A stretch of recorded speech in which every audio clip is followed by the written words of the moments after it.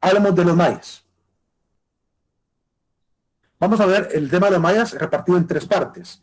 Primero los aportes culturales, después la parte religiosa, después los principales centros culturales, o mejor dicho, las áreas arqueológicas que hoy podemos conocer. Por lo menos el último tema no tiene contenido, solo es un repaso fotográfico de los principales lugares, ¿verdad? Para conocer más o menos la arquitectura de ellos. Aporte cultural de los mayas. Para los mayas, hablar de los mayas es hablar de toda la península yucateca, toda la parte guatemalteca, Honduras Occidental y El Salvador Norte. Prácticamente toda esta zona está rodeada de diferentes grupos étnicos que descienden de los mayas. Así que la parte central, la parte verde de arriba es el nuevo imperio maya, el antiguo imperio prácticamente está en la parte central, ¿verdad? Y la parte de abajo es una zona de influencia, de máxima expansión, donde incluso hasta el dialecto es un poco más distinto. Al inicio solamente era la lengua quiché y la lengua achí, y después va a aparecer el náhuatl, ¿verdad? Y otras etnias que heredarán palabras del antiguo lengua maya, y que después obviamente se formarán incluso en Honduras, como por ejemplo los chortís, que son descendientes de los mayas, por eso se le llama maya chortís, y cuya lengua ya no es el náhuatl, no es tampoco el quiché, no es el achí, sino que es el chol. Entonces ya es otra lengua, otra familia. Entonces van apareciendo más familias en la parte de expansión. Veamos entonces cuál es la cultura maya. Hablar de los mayas es hablar de 3.000 años de historia, porque su historia comienza en el año 2000 antes de Cristo, más los 1.000 y pico años que estuvieron después, quizás 1.444 años después de ahí, son más de 3.500 años prácticamente de historia maya. La jerarquía social maya es bastante bien específica y es de tipo religiosa, es decir, es una estructura social teocéntrica, donde el primer lugar lo ocupan los sumos sacerdotes. En la cúspide está el Alach Uinik, o el sacerdote gobernante. El Alach Uinik, el sacerdote gobernante, que normalmente solo hace las veces de representar a los dioses. Después está el sacerdote Akinmai, que es el sacerdote principal, el que dirige la ceremonia, ¿verdad? Después están los Bakap, que son los señores jefes, los feudales, prácticamente los dueños del comercio, los dueños de lo que viven en la vida acomodada, ¿verdad? De hecho, en Apocalipsis lo representaron muy bien, gente que incluso era llevada por esclavos y ni caminar querían ya andaban en andas. De hecho, hay muchos grabados de los mayas donde presentan siempre a alguien en andas y esclavos llevándolo, ¿verdad? De camino. Esa era la manera que se transportaban. Están también los mayordomos reales, que están obviamente para el servicio tanto del rey, el gobernante prácticamente, y de los sacerdotes.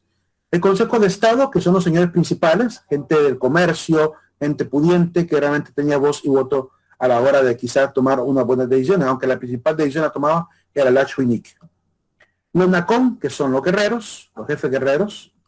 Los comerciantes, como lo vimos ahí en la llegada de los pobres esclavos, que los llevan obviamente, los que han visto Apocalipsis saben a lo que me refiero. Los artesanos, que son los que se dedicaban a construir los grandes templos y que normalmente andaban siempre, como apareció en la película de Apocalipsis, llenos de cal, llenos de color blanco, porque la piedra caliza tanto de andarla transportando. Los esclavos, que normalmente, como veía en la película, los pintaban de color azul para representarlos como ofrendas a los dioses, ¿verdad? La ofrenda consistía en sacarles el corazón, cortarles la cabeza y desmembrarlo. Y después todas esas partes las tiraban por las gradas para después decorar los altares que estaban en la parte de abajo, ¿verdad? Ponían en estaca las cabezas, ¿verdad? Y el resto de los cuerpos alrededor del altar. Ese era el sacrificio que se entregaba a los dioses.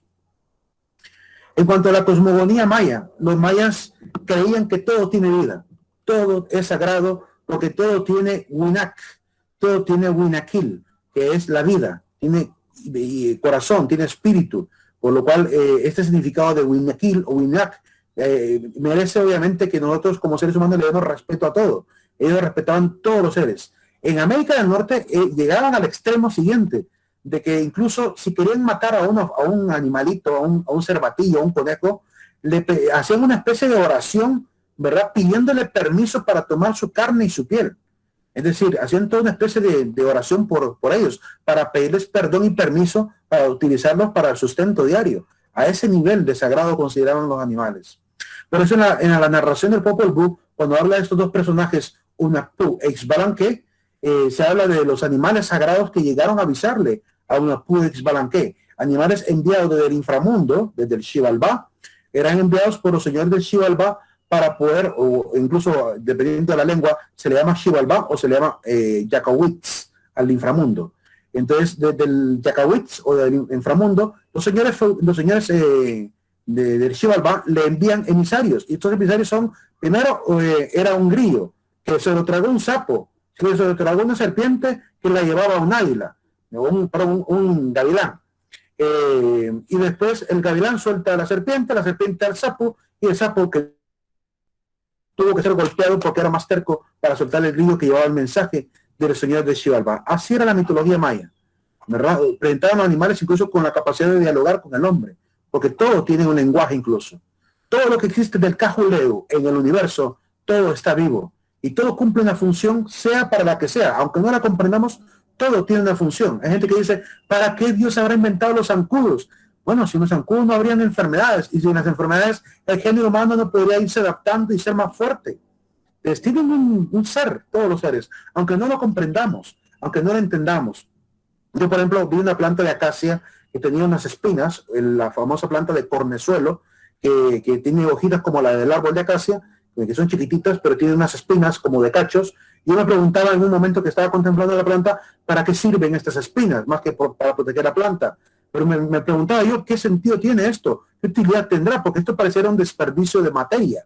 Sin embargo, yo, por la curiosidad de ver qué contenía, arranco una espina que tenía 2 agujeritos, rompo la espina por la mitad y me doy cuenta que habían hormigas dentro de ella. Era la casa de las hormiguitas, esa espina, y prestaba ese servicio a las hormiguitas. Yo dije, qué barbaridad la mía, que destruir el hogar de una familia, ¿verdad? Y no me di cuenta.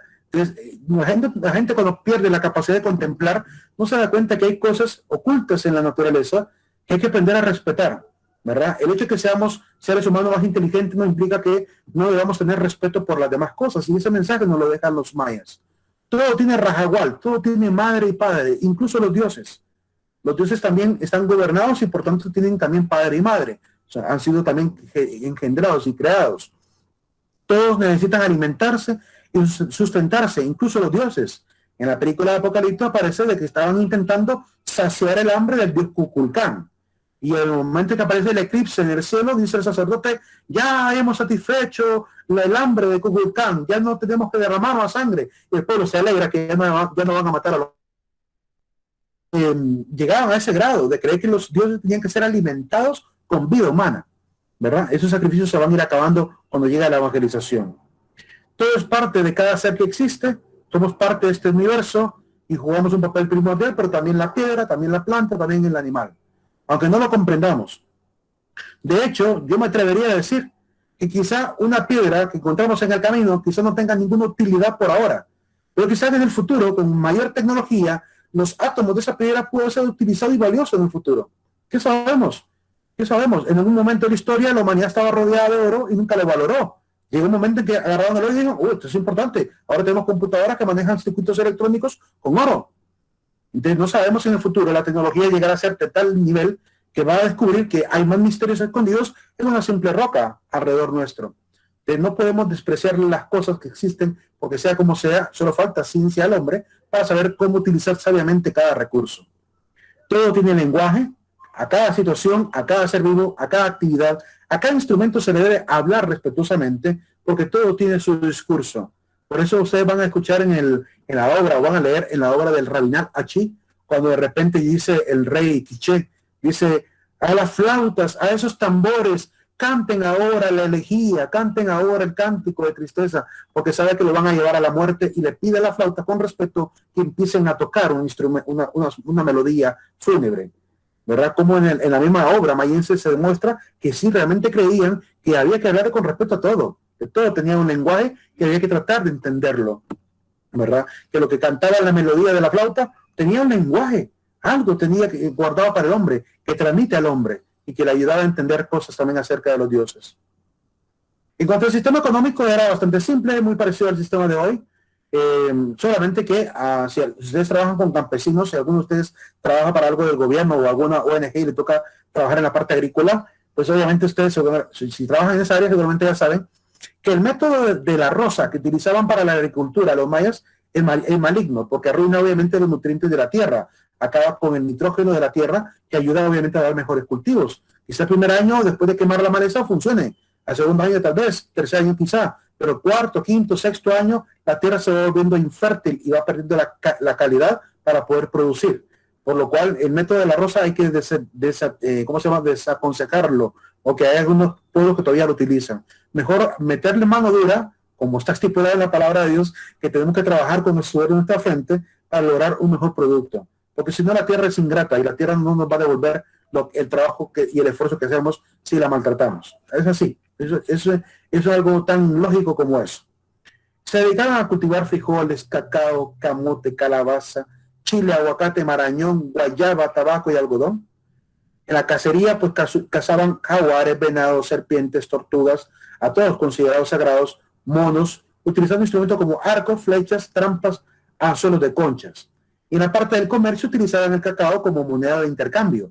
Era su método para poder tomar una medida, para poder determinar a partir de esa medida el resto de los precios. Igual como hacemos hoy en día, como hacíamos antes con el oro, como lo hacíamos después con la plata, como lo hicimos después con el petróleo, y ahora lo hacemos con el petrodólar. Es decir, que hay una medida universal para poder tomar decisiones en el mercado, ¿verdad? Sería como un método de intercambio.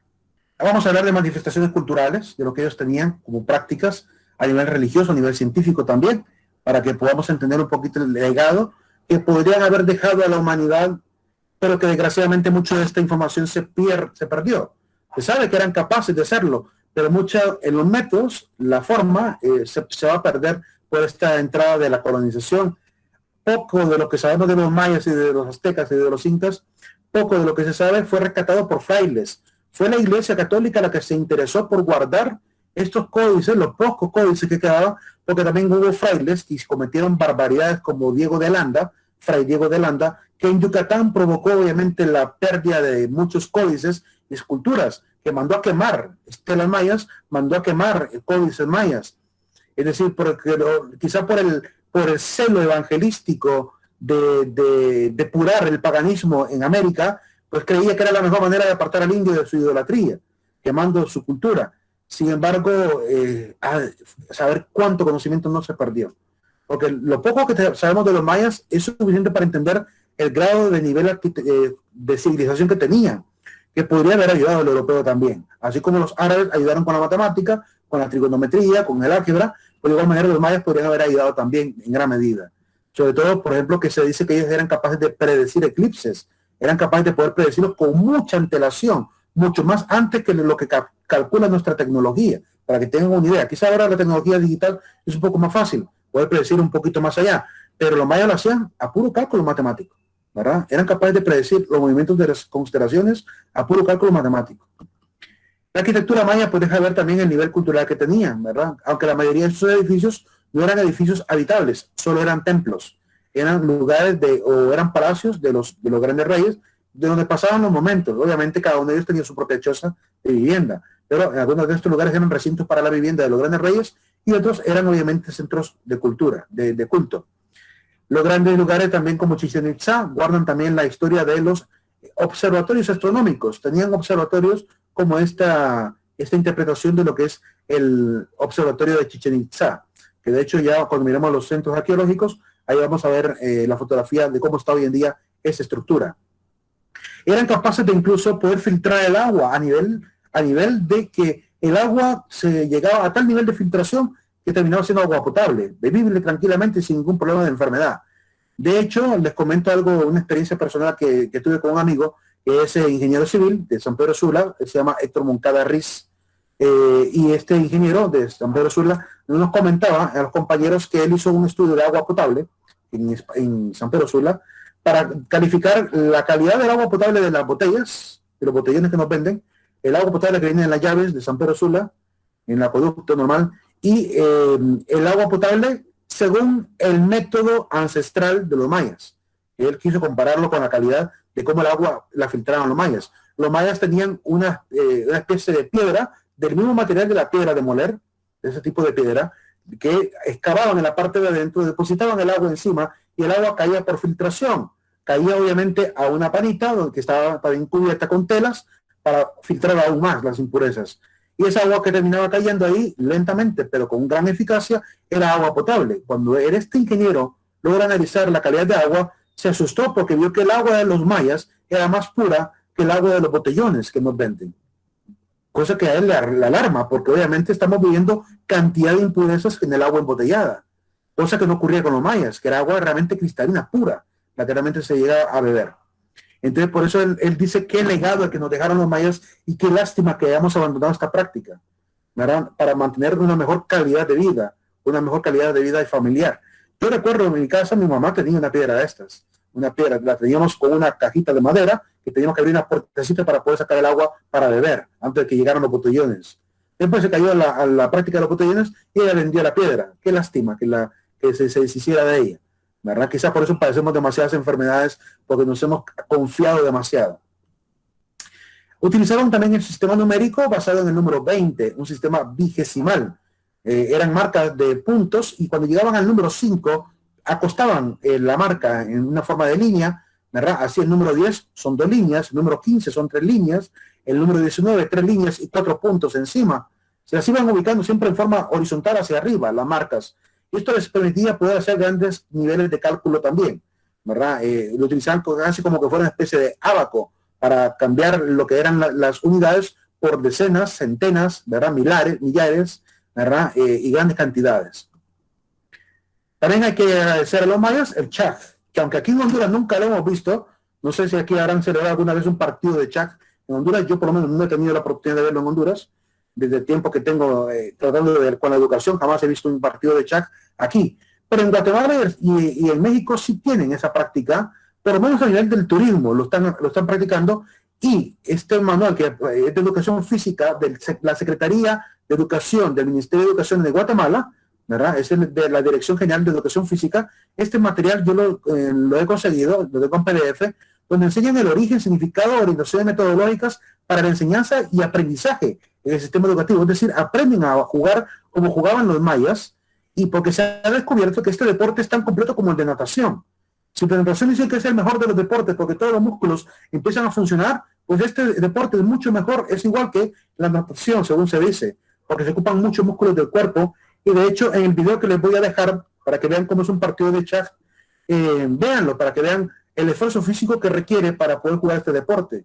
Y lo juegan en México, lo practican en México de una medida, y en Guatemala lo enseñan para que los chicos de educación física lo aprendan, como cuando se aprende voleibol, se aprende fútbol, balonmano.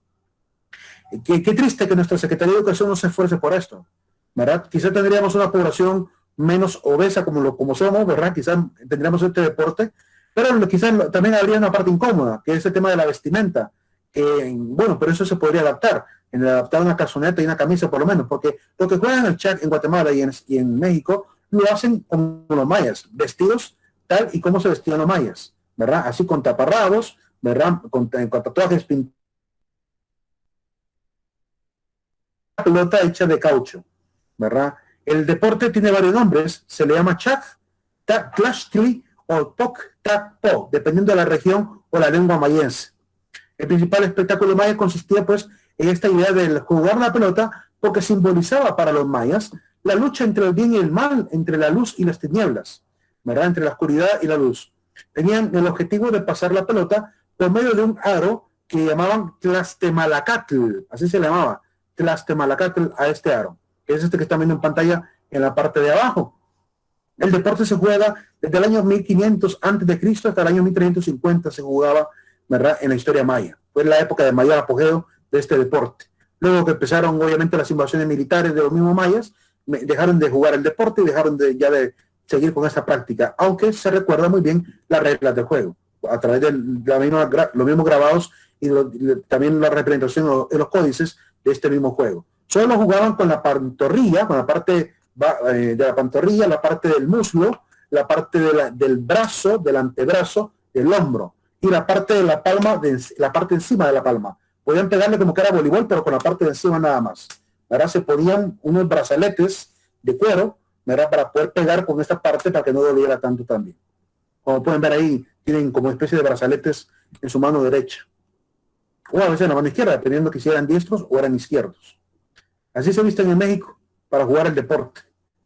Yo diría que sería un deporte, para las damas sería mucho más atractivo, sería un deporte sexy, diría yo, ¿verdad? Porque realmente los chicos tendrían que tener una buena condición física y tendrían que jugar de esta manera, para que realmente se mantenga la tradición. Y se imaginan exportar este tipo de deporte a niveles mundiales, ¿verdad? qué genial sería que se volviera un deporte más de las Olimpiadas. Sería interesante ver un partido de Shaq contra los ingleses, por ejemplo.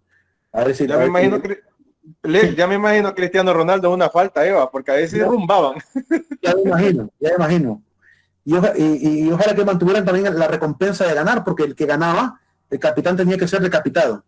Cabal, para los dioses. Para los dioses. Y era un honor para ellos morir. Era un honor porque era prácticamente su pase a la inmortalidad.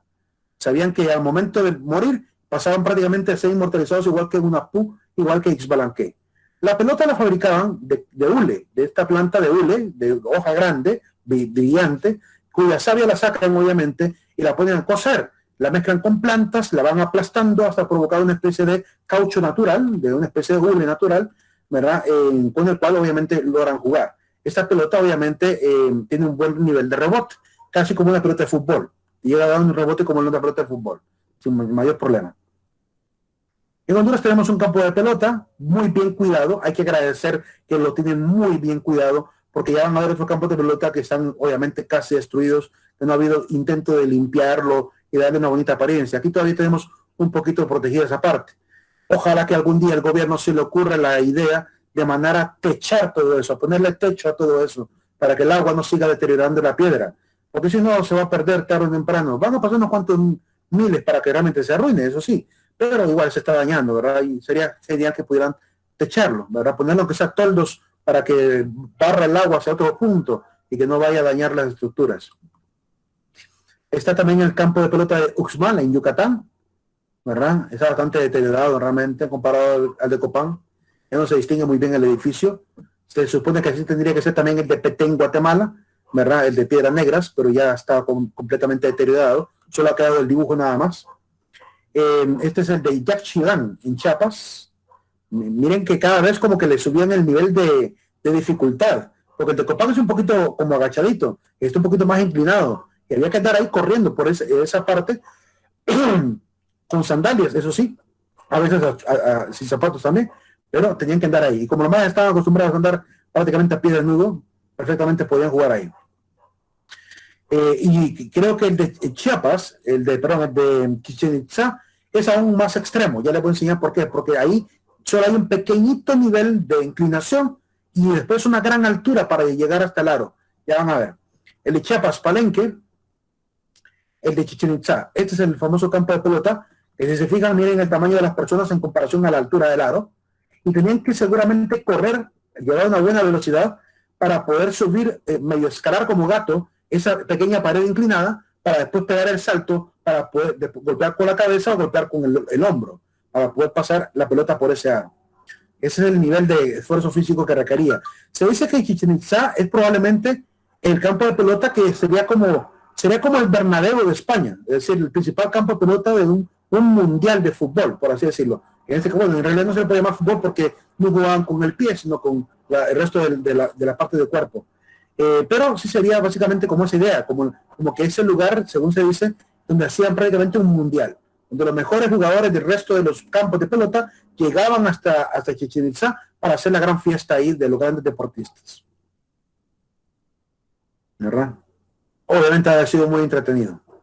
Quizás por eso tenemos bien grabado el gusto por el deporte, de la pelota. Está grabado en la mayoría de nuestros paisanos hondureños, descendientes de mayas.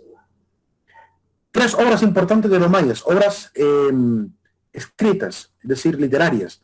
Ojo que estas obras, todas las obras que voy a mencionar, la Rabinal Achí, Popol Vuh, Chilambalam, fueron escritas ya durante la conquista española.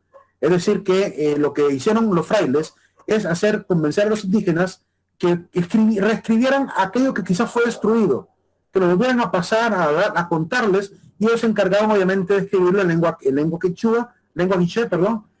quiché, y la lengua quiché fue traducida ya primero al francés o al español. Ya les digo por qué se tradujo al francés. Y tiene que ver con los frailes que vinieron a América. Hablamos un poquito de cada una de estas obras. Comenzamos primero con el Chilambalam. El Chilambalam es un escrito del año 1500 en adelante, siglo XVI al siglo XVII aproximadamente. Es una serie de tablillas, son códices prácticamente, y contienen un montón de narraciones alrededor del tema de la creación, por ejemplo.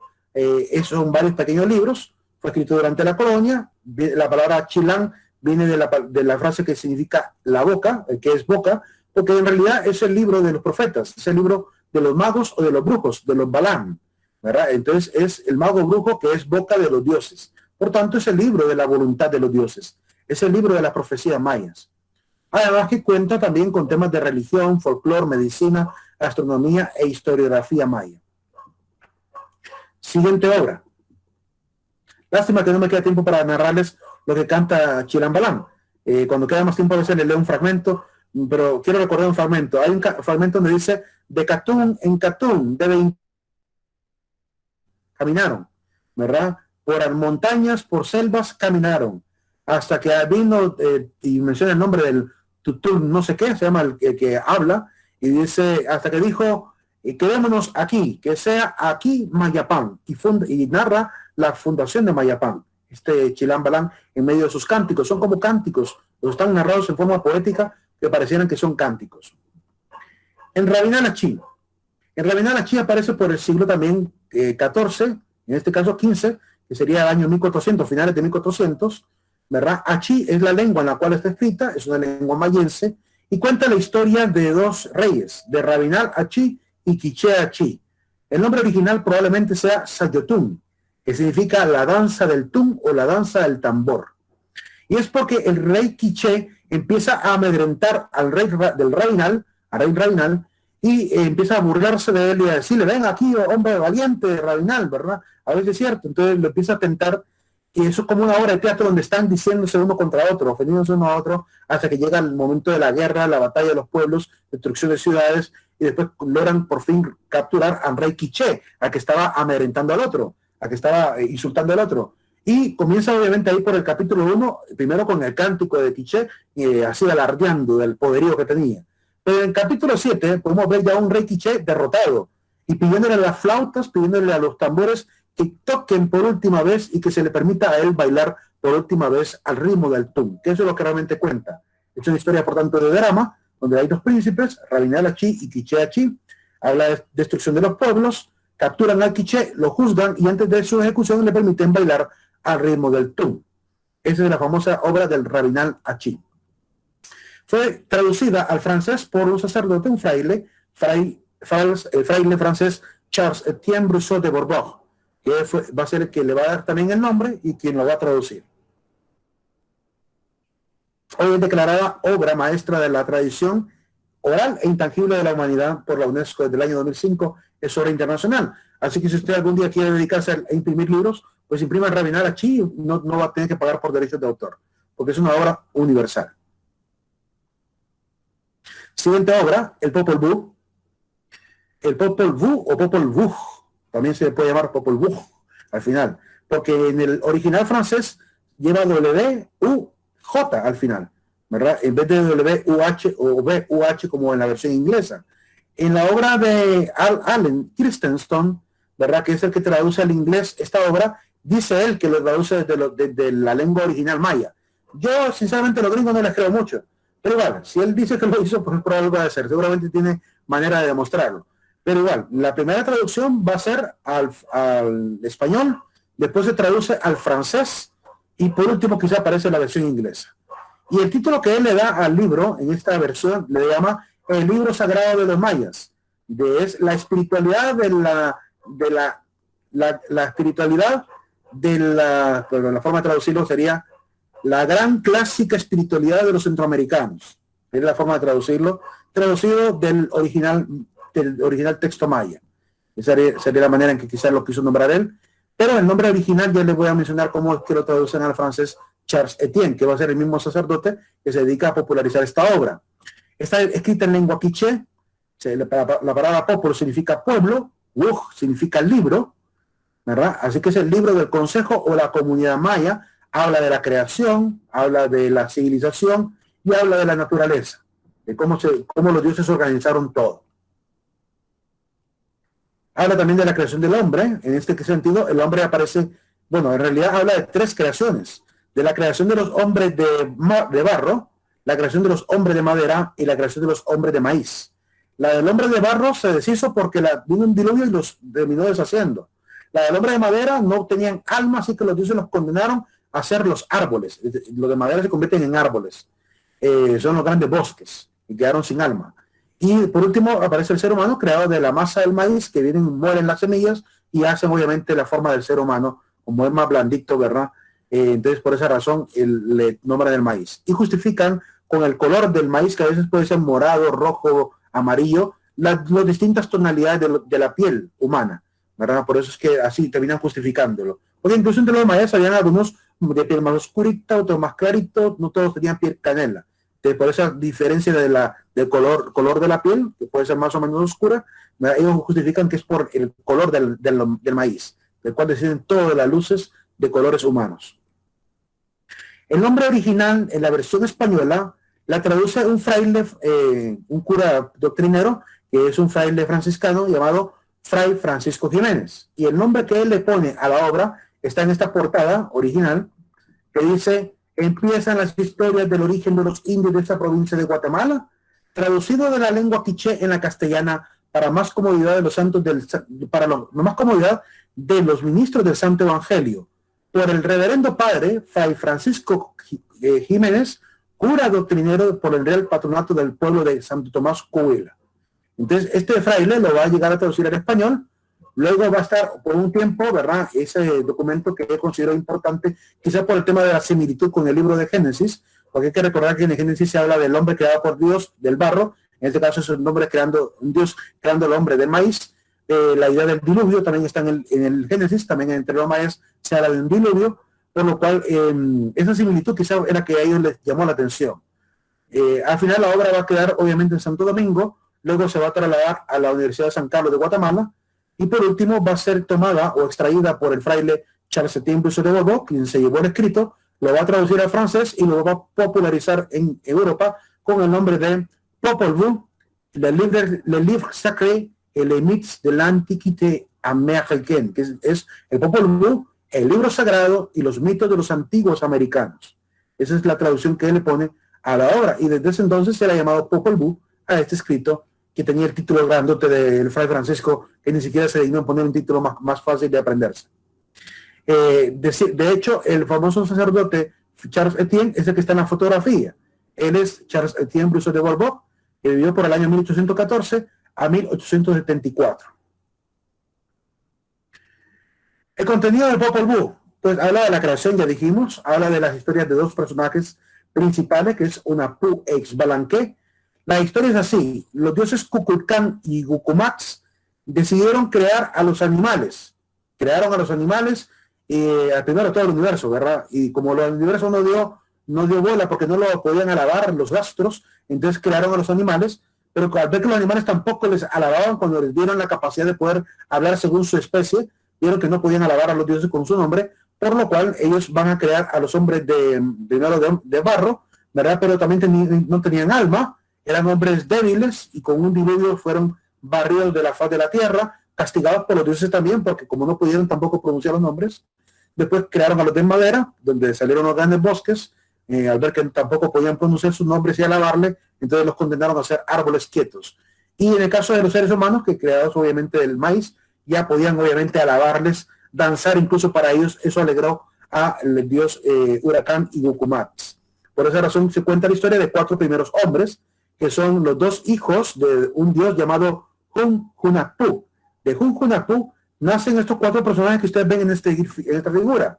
Ustedes ven ahí que están los 2 dioses arriba, creando, ¿verdad?, en forma de ave y en forma con alas, y a la par está un viejito, por los pies del dios está un viejito que es Hunahpu, y a la par abajo están 2 personas agachadas con cara como de mono, que son Hunbatz y Huncowen, que se convierten obviamente en dioses mono, y después está Hunahpu y Hun Ixbalanque, que son los 2 dioses y los 2 personajes, seres humanos perfectos que crearon los dioses, que se dedicaban a jugar el deporte de la pelota. Entonces, al ver que estos jóvenes eran obviamente casi inmortales prácticamente, les nublaron la vista para que no pudieran ver más allá de sus narices. Aún así, eran hombres muy sabios, y por esa razón se ponen a jugar con los implementos de pelota de su padre, el deporte de los mayas. Al escuchar los señores de Xibalbá que estaban jugando con ese balón encima de la tierra, se molestaron y lo mandaron a llamar para ponerlos a prueba y quizá hasta para matarlos, para que no siguieran estorbándoles y llenándoles de ruido en sus cuevas subterráneas. Entonces los mandan a llamar al inframundo y les toca que pasar por diferentes proezas, la casa de las dagas o de los puñales, la casa de los tigres, la casa de los murciélagos, y tienen que pasar por diferentes pruebas que los señores de Xibalbá le van poniendo como trabas para que ellos no logren llegar ni al partido y tampoco puedan salir de él. Pero al final logran capturar a Hunahpu e Xbalanque, los van a matar, los van a tirar al fuego, los van a moler los huesos y van a tirar ese polvo al mar, al río. Y del río pues salen pequeños peces. De estos dos peces va a surgir nuevamente ya Hunahpu e Xbalanque, pero hechos seres humanos, ya no como los dioses inmortales que habían sido creados por los dioses, sino como verdaderos seres humanos, carnales, mortales, pero tenían la capacidad todavía de poder matarse y revivirse, de poder resucitarse. Entonces hacían esa proeza de provocarse la muerte y resucitarse. Con eso ganaron la fama de ser grandes curanderos y profetas. Volvieron otra vez a enfrentarse con los señores de Xibalbá y esto los pusieron otra vez a prueba, pero en ese momento ya, ahí sí los arrojaron por último a la fogata, ¿verdad? Fueron exterminados y de la muerte de estos dioses al final, pues resultó obviamente, ya no lo volvieron a exterminar, sino que ellos se encargaron de exterminar a los señores de Xibalbá y una vez que vencieron a los señores de Xibalbá fueron inmortalizados Hunahpu como el sol y Xbalanque como la luna, ¿verdad? Entonces estos son los dos dioses que bajan todo el tiempo al Xibalbá en el ocaso y renacen en el amanecer después de haber vencido a los dioses de Xibalbá. Eso, por esa razón los mayas celebraban todos los días para ellos eran días de celebración, porque tenían que celebrar la entrada al Xibalbá y la salida del Xibalbá. Por tanto, narra la espera del amanecer y la permanencia de los dioses Hunahpu y Xbalanque en el Yakawitz o en el Xibalbá. Por tanto, es un libro también de relatos de migraciones y de la fundación de una ciudad importante para los mayas, que es Cumarcaj. También la lista de los gobernantes o de las generaciones. De eso narra el Popol Vuh. La cosmogonía maya, la forma de entender el universo de ellos, cosmogonía es la cosmovisión que tenían. Es una interpretación no aprobada por la ciencia, pero que ellos poseían, es una forma cosmogónico, tiene que ver con la visión particular de los pueblos. Ellos creían que el universo era prácticamente esto, una especie de cúpula, el inframundo debajo, la tierra de los vivos en el centro, ¿verdad? Y las pirámides marcaban los lugares de entrada a estos lugares sagrados, ¿verdad? Entonces habían obviamente, estaban los dioses de las tormentas en la parte de arriba, que normalmente eran representados en forma de animales. De hecho, también en los dioses mayas representan a los dioses de los vientos como 4 dioses también, los famosos 4 chaks, que marcan el viento del norte, viento del sur, viento del este y del oeste. Entonces tenían esta forma de creer que cada fenómeno estaba dominado por un dios. Tenían un dios para la fertilidad, tenían un dios que es la famosa diosa Ixchel, diosa del amor y de la fertilidad. Tenían un dios del maíz, que es Yuncax, el dios del maíz. Tienen un dios como, por ejemplo, que es el 7 guacamayo, un dios que tiene 7 guacamayas sagradas, que es el famoso Bukuk Kakix. Tienen al famoso Pahuatún, que es el dios del trueno, el Pahuatún. Hay muchos dioses, ¿verdad? No nos abarca el tiempo para ver tantas deidades. Y tienen obviamente a Hunahpu e Xbalanque, como el sol y como la luna, ¿verdad? El sol está al lado derecho de la pantalla, en la parte de arriba, en la cúpula, y en la parte izquierda, en forma como de luna, pues está Xbalanque. Por cada hora del día, por cada hora de la noche, tenían una deidad. Había una deidad de las tinieblas y una deidad de la luz. Habían dioses de la guerra, dioses de la fertilidad, dioses del tiempo, dioses ¿cómo se llama? Del nacimiento, dioses del ocaso, dioses del amanecer. Es decir, por cada una de las horas había una deidad dedicada. Los centros ceremoniales, muchos de ellos están marcando entradas a lugares subterráneos, como por ejemplo la pirámide que está ¿cómo se llama? En Chichén Itzá, que se llama la pirámide de Kukulcán. Está encima, según se dice, de un cenote, que es una cueva con un río subterráneo. Entonces, porque los mayas creían que estos lugares eran lugares sagrados, entonces ellos se encargaban de poner el templo encima de la entrada de estos lugares, ¿verdad? Para poder tapar el lugar sagrado y ahí mismo celebrar obviamente el culto a los dioses. ¿verdad? Ahí se puede ver todo grabado con el famoso río subterráneo, cuadra subterránea, y los diferentes niveles de castillos encima uno de otro, porque es una costumbre también de los pueblos mayas de construir encima de los templos, uno encima del otro. Sabían calcular movimientos planetarios, eclipses, que podían tener contabilidad de millones en millones, y se puede notar en la costumbre de, por ejemplo, de división del tiempo. Ellos no dividían solamente en día, mes y año, como hacemos hoy en día, o lustro, o como hacemos hoy en día, o como llamamos también, ¿cómo le llaman a los? Sí, lustro se llama a los 15 años, y ¿cómo se le llama? Milenios, a la de 1000 años. Pero nosotros llegamos quizás hasta milenios, o quizás hasta billones de años. Los mayas podían pasar de ese nivel, y tenían un nombre para cada una de estas cantidades. Usaron el concepto del cero, ¿verdad?, para poder hacer cálculos astronómicos, incluso cálculos matemáticos. Eso les llevó a un adelanto tremendo por encima de los romanos. Para la época en que los mayas aprenden a utilizar el cero, los romanos estaban obviamente en pleno apogeo de cultura, y prácticamente 1000 años antes que los romanos, ellos ya habían aprendido a utilizar el cero. Los ciclos mayas, aquí pueden ver, por ejemplo, cómo distribuían ellos el tiempo. Un kin era un día, un huinal son 20 kin, que son 20 días, ¿verdad? Un tun es un 18 huinales, que son 360 días. Un catún son 20 tuns, que son 7200 días, y así hasta llegar a Bactún, Pictún, Calabactún, Quinchiltún y Alautún, que son hasta 23 millones de días. Es la contabilidad que ellos podían calcular en cuestión de calendario, para que tengan una idea de los ciclos que los mayas podían llegar a calcular. Por eso eran expertos en predecir eventos astronómicos.